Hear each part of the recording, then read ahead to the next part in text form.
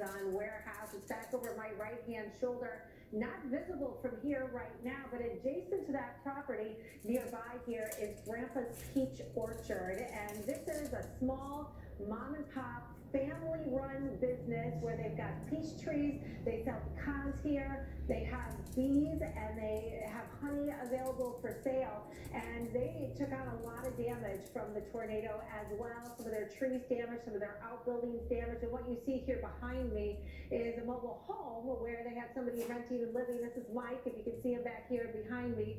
He's sorting through all of this rubble and trying to collect whatever he can still salvage from this disaster here. Thankfully, Mike was not home at the time of the tornado, so he is good and safe. And I don't know that this would have been survivable, I think, had he been home. You can see that we've got whole walls here. Looks like the headboard of a bed. We've got lamps, pieces of garbage cans. I see stuff from the kitchen over here, and of course a lot of other debris, including insulation that's all been torn out. We've got a treadmill over here. Now this is where Mike lived in the mobile home, but over my shoulder you can see the house. That's where the owner lives of this. That's Daryl Kraft, and Daryl was here during the tornado.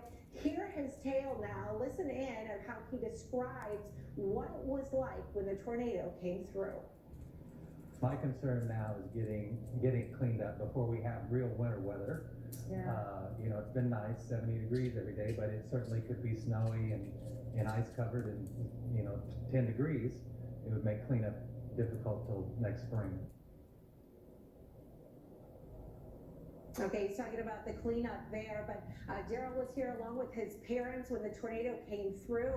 He actually saw it and believed it was actually two tornadoes potentially that came through here and caused the damage. Just miraculous that it did not hit his house. He ran to his parents' house, which is right next door, which is more of a concrete, sturdier structure. The door was locked to get into the parents' house, so he had to go to the garage and hold the doors closed as the tornado blew on through. He said he didn't think he was going to make it out of there, but thankfully it did miss that building and the house, and they all made it out of here okay, and that's what everybody is thankful for. And Mark, this community has really been coming together. Today, it's been nonstop. Neighbors coming by, checking to make sure everything's okay, to see if there's anything they can do, and longtime customers here coming to give their support as well. And Jackie, you mentioned it's a peach orchard. I know peach trees take a long time to come to maturity, 3 to 4 years before they start creating peaches. Do you know how the trees did, or is this something that's going to bankrupt this farm for 3 or 4 years? Well, he thinks about 30, maybe 40% of the crop has been destroyed. The other concern is a lot of debris from the Amazon facility is kind of wrapped in some of those trees. So they're worried there may be more damage when they pull it out. So they won't really have a true assessment probably for a little while. But yeah, this will set them back a little bit for years, because you can't just plant a tree in the ground and expect it to grow very quickly and get the same kind of fruit that you got the year before.